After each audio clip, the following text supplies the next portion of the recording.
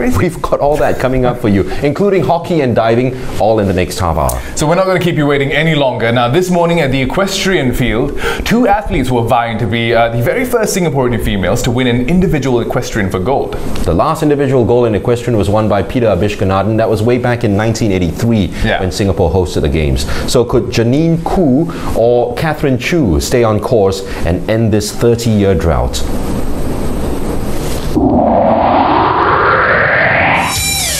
The equestrian event over at the Awunatadeki Stadium here in Myanmar hosted the show jumping and the individual rounds after Singapore had yesterday not done so well in the team events.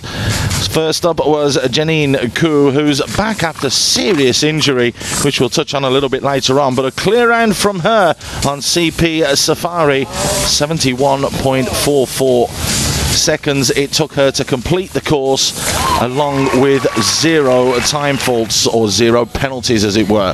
Catherine Chu was next up on Ruby, and her round was just as good. No question about that. It was a clear round from her as well. In fact, there were 4 riders who had 0 penalties after that first round of events. And then what happens is the organisers, they rechange the course, and the athletes then have about half an hour to go through the course and have a look, because as you'll see a little bit later on, it's all to do with steps in between each of the fences and the distance and how to push the horse. As this is a borrowed horse event, those are vitally important. So as you can see, just the one time fault it was for Catherine Chu. It was a clear round in the jumping sense, and then into the second round, and here was Catherine yet again. She did have 1 fence over, which cost her 4 penalty points, but a good round nonetheless, as she managed to fly round then yet again on the horse Ruby and finish with a time of 80.20.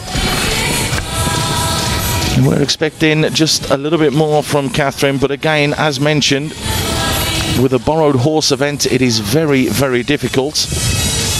There's the final time of 66.20, but it goes down as 80.20 because of the penalties. Janine Khoo was next up, and unbelievable really when you consider that just a couple of months ago she's had titanium plates and wire mesh to restore her face, as well as 21 stitches after a very bad fall. Really was an amazing achievement for her, you have to say. She did go and represent Singapore as well, the first rider to do so over in Venezuela, which was a remarkable achievement, and she finished with a clear round as well, which put her right at the top, just a snip behind with Gundaman, that's Gendry, Palandeng and Jirapon Limpichati. Those two had to have a jump off to see who would win the silver medal.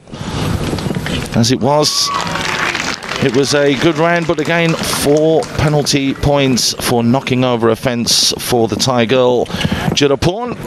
And Gendry, well, she had a little stumble right at the end, and that really cost her, which means that she would finish with the bronze. You can see here, looking to go all clear, cutting the corners there, which is vitally important for the time. When it is a straight race off, it's all about time and penalties.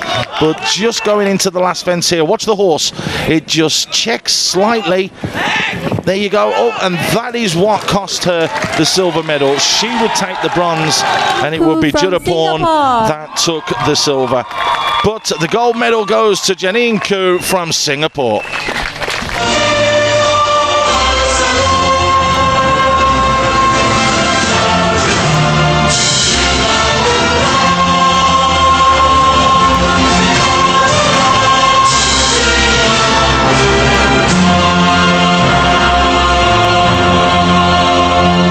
First of all, 10 days before my O-levels in October, I had a really bad accident and I fractured a lot of the bones on the right side of my face. So I had to go for a surgery and I couldn't ride for a month. The doctor said 6 weeks, but a month wasn't good enough. And so I lost a lot of training time there, and then I couldn't jump as high as I usually did because I was afraid I would re-injure it if I fell again. So that was definitely a challenge. And then of course practicing on borrowed horses and not being able to have my own horse here, that's a whole whole new ball game as well, you know, because you have to adapt and you don't know how the horse is going to react somehow. Well, I have a lot of experience, especially this year with borrowed horse competitions, so every one you do, it kind of gets easier. Well, you just have to try and apply all the knowledge you have to whichever horse you draw and change the way you ride instead of expecting it to change to the way you ride. To mount back on their horses to perform the lap of honor. The thing that really caught my attention with her interview is exactly what she says, that the doctor said 6 weeks, but I went back in 1 month. That's exactly what an athlete does. Exactly. They never ever take orders from doctors. It's all in the spirit. Yeah, that's right. So, I mean, show me an athlete that takes a doctor's orders, I'll show you a liar. Congratulations, Janine. All your hard work's paid off. You made history by being the first to win an individual gold medal in equestrian since Peter Abishkanathan triumphed at that 1983 SEA Games in Singapore. And she's, of course, the first female athlete to do so. Now, men and women compete together in equestrian, so Janine can actually really claim to be the best in the field. Absolutely right. Incidentally, Peter, by the way, is the course designer for this competition, and I'm sure he's happy to see Janine win that gold medal as well. He definitely is. It's pretty amazing, and it's such a victory as well, because she actually only started seriously training in, of course, jumping competitions only in 2011. Fantastic. Yeah. Could be the sporting genes, because her father, remember, is Khoo a former national swimmer, bags of SEA Games medals with him, and we'll be expecting to see more of her in the future. Okay, on to Taekwondo next. It's the start of the competition for our Singapore athletes. With just 3 finalists in the women's Poomsae singles event, Singapore's Chelsea Sim was guaranteed of a medal in her first ever Southeast Asian Games outing. In this event, participants perform a routine of pre-arranged martial techniques over 2 rounds. Scores from the 2 rounds are then averaged to determine the final score. Sim was the first of the 3 finalists to take the floor. In her first Poomsae, the judges awarded her a score of 7.70. In the next round, she scored 7.83, which gave her an average score of 7.765. Up next was Cambodia's Lena Cheong. Over 2 rounds, her average score was 7.565, which put Sim in silver medal position.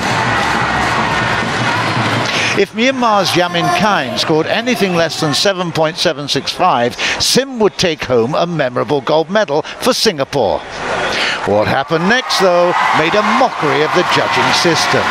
In her first Poomsae, Kain wobbled visibly, not once, but twice, which under normal circumstances would warrant a heavy score deduction.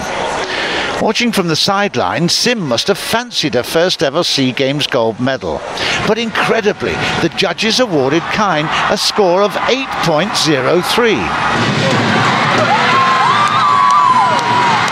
And after a second round, Kain's average score of 8.20 put her in top spot, sparking wild celebrations amongst the home supporters.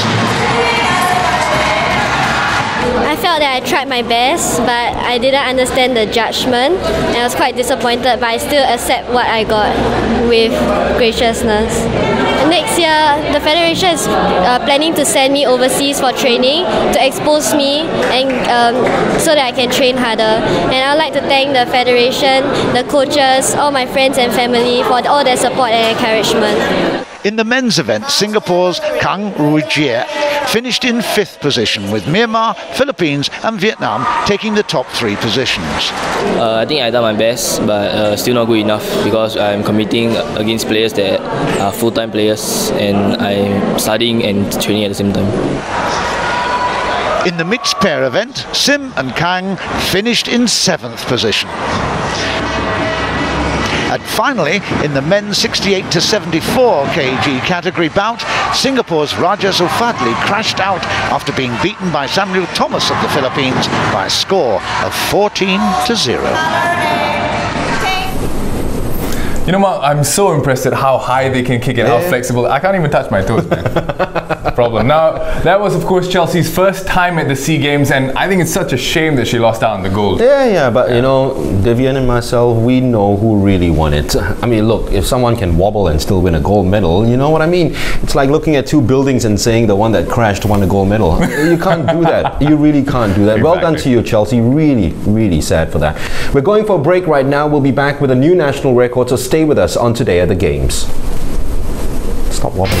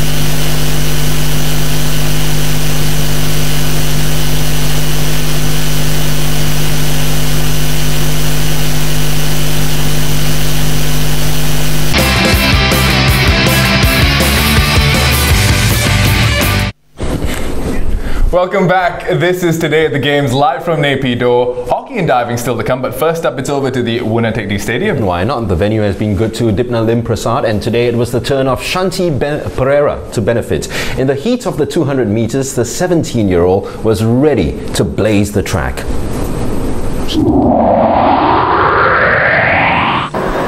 Winner Take D Stadium hosts all the athletics, and it's the women's 200 metre round 1 heat 1 event. Shanti Pereira will take the track for Singapore. The current record held by Dipna Lim Prasad, which is 24.36. She stepped up to the 400 metre mark. Can Shanti make a difference and inroads into that record in this race? The gold and silver medalists from the 100 metres are performing in this race as well, but it is Shanti in lane 7 for Singapore that gets gets off extremely well. Really, really well out the blocks on that outside lane. One of the hardest lanes to run, that's for sure. Coming round the bend, though, she is in contention, no question, as Vu Thi Hong and also Niranuch from Thailand in the middle looking strong, but quite clearly Santi is right there in the mix. There's no question about that. It is going to be Vu Thi Hong that will win this event, but pushing all the way, Santi, and that is a great time from her. In fact, it is a new national record for Santi, 24.12. More importantly, she'll go through to the finals a little bit later on today. From Vietnam. Now for the women's 200 metre final. Here is Patson in lane 5. Shanti Pereira, Singapore's very own national record holder. She beat that in the heats this morning. So look out in lane 4, it's Shanti. Shanti gets off quite well. Vu Thi Hong is left in the tracks there, but picking up pace as well is Patson. But coming round the bend, you can see Vu Thi Hong catching everybody up and looking very, very strong. Patson is very, very good here as well. And in the outside lane there, there's a real opportunity for Kondi. Cruising to victory though is Vu Thi Hong. Can she get the bronze? Santi looked as though she just missed out on the dip. Santi gave it her best, but it wasn't to be. It's just outside the new national record, but that's how it finished. I was quite happy with my race because I was able to almost near my time for in the morning. Yeah, so I'm quite happy about it. And I got 4th, and it wasn't that big of a gap, so I'm quite happy. Of course, in the future when there's 2015 SEA Games in Singapore, of course to win some medals, do well there because it's home ground. Oh, that's really heartbreak. Just missing out on the medal there by 0.03 seconds. She had the second slowest start of the blocks, and that probably contributed to her missing out on the medals. But she comes out of this with a new national record of 24.12 seconds. Shanti, you're absolutely awesome. Hey, Dibna Lim Prasad set the previous record in October, which was a mark that stood for 29 years. Okay, I get the feeling that these two girls are actually leapfrogging each other. Yeah, you need the competition, don't you? It's great for the sport. The men didn't do so well though in the morning. Poomsae Song and Mohamed Elfi Mustafa finishing 5th in their respective heats, so they didn't even qualify for the final. Tyra Summery, of course, finishing 6th in her 200 meter heat, so not qualifying either, but it's on to hockey, okay? And Singapore taking on hot favourites Malaysia.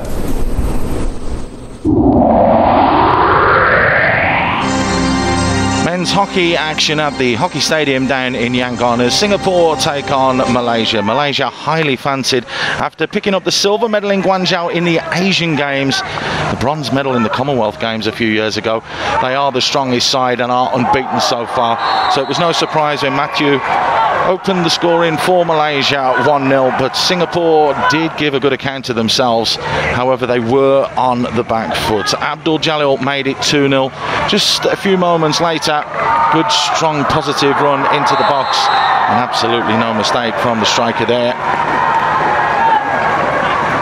Just before half-time, it was 3-0. Matthew again, it was that scored. Malaysia really in the ascendancy in this competition. That being said though, Singapore are not out of the race at all to go for a gold medal match. It's all going to depend on their final group game. There's the third finally hitting the back of the net. 12-0 victory over Vietnam in their opening encounter. A 1-0 victory over Myanmar as well. Matthew got his second of the game to make it 3-0. 3 became 4 as Jumaidi made no mistake from the penalty corner. Well rehearsed by Malaysia, which is what you would expect. Of course, the competitions that they play in and the levels that they play are a lot higher, which is why Singapore are trying to chase. And that's why this was an eagerly contested game, with Singapore giving a good account of themselves, however unable to deal with what came at them. That was the 5th goal. And Fuzzy it was that made absolutely no mistake. A little backhand right there from the penalty corner was sublime, it has to be said. 5 became 6 a little bit later on. Just helped round the corner, but that goal was disallowed. So it still remained at 5-0. As you can see, the teams jogging back. Misron it was that had put that in the back of the net, but right at the dying embers, the final few seconds, Mohamed Rosley made it 6, which means that Malaysia top the pool, but it's all down to Singapore. Beat Thailand tomorrow, they'll have a gold medal match. Hey, so we're going to be cheering on, of course, our men against Thailand tomorrow. You go on and send them your best wishes as well, okay? The Singapore men landed a silver in the 2007 games in Korat in Thailand, and they'll be hoping to repeat that. Okay, we'll go for a break now, and we'll be back with diving. See you in a while.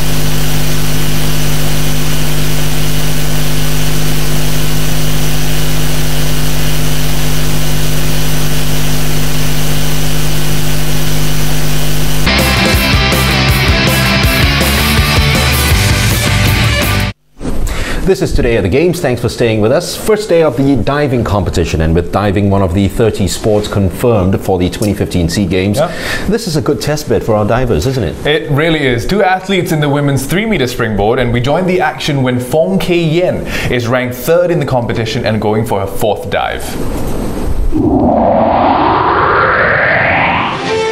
The women's 3-meter springboard then gets underway, and we've got 2 Singapore divers in this one. Obviously the Malaysians will be really, really strong, but on this particular occasion we had some good performances from Poomsae. She's here right now, and she's trying a reverse 2.5 somersault with tuck position, and this is her 4th dive. Oh, she slips on the edge and doesn't get any height at all. Oh my goodness, that's a disaster there for Poomsae Yan. She was in a great position up until that particular moment, but it's a disastrous dive for her. That is such a shame for the youngster, the 17-year-old.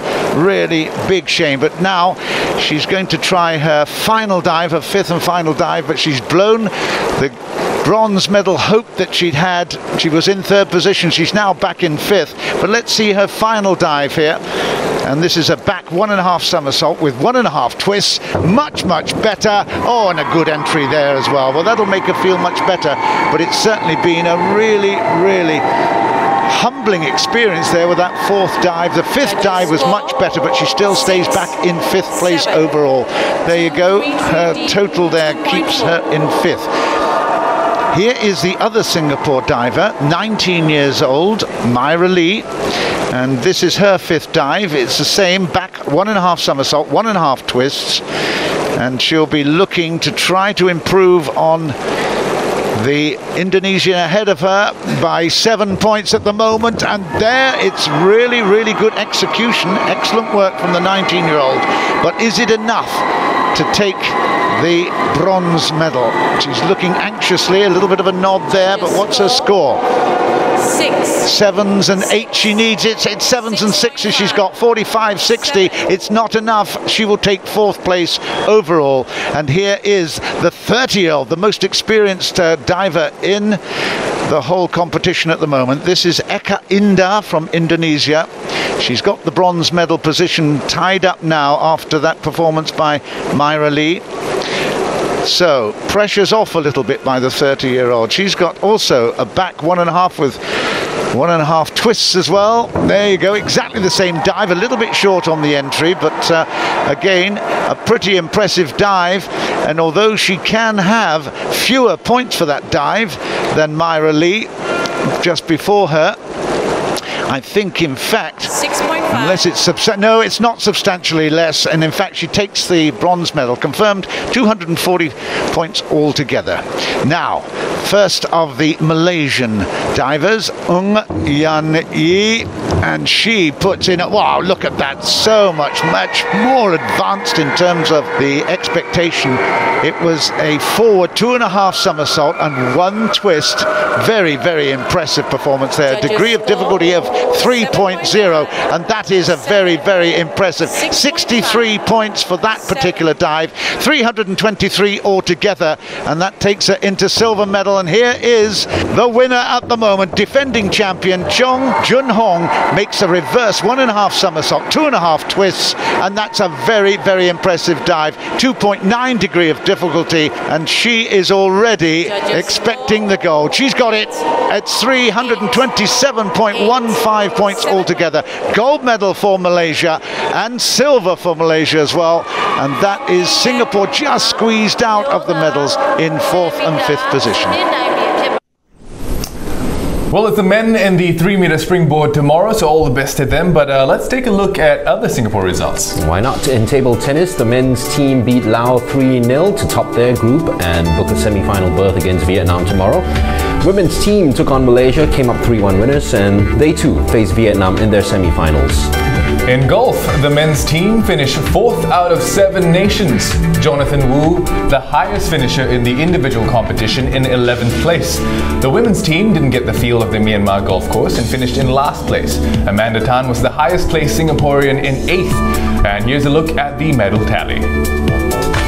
Thailand top of the table with 73 goals, Vietnam with 54 goals in 2nd place. Myanmar has retaken 3rd place with 53 goals.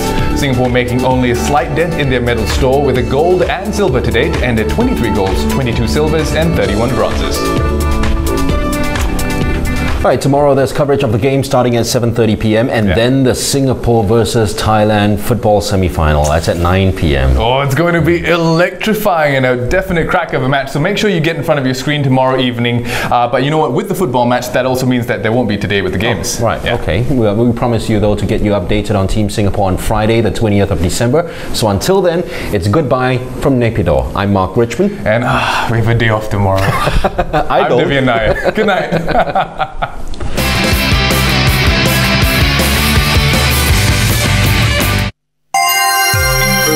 you.